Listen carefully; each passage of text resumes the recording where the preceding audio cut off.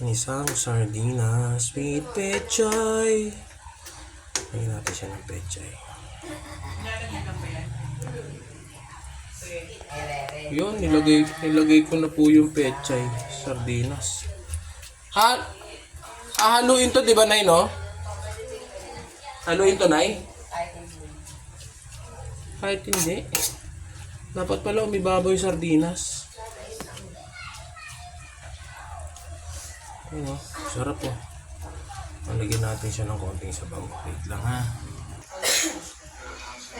Yun guys, kumukulo na. Maluluto na siya, konti na lang. Tayo na lang natin siya maluto, guys. Wait lang po, ha. Konti na lang to. So yun guys, ito naluto na po yung ginisang sardina sa pechay. Yun, ito, sarap po. Tikman natin mamaya. Thank you guys.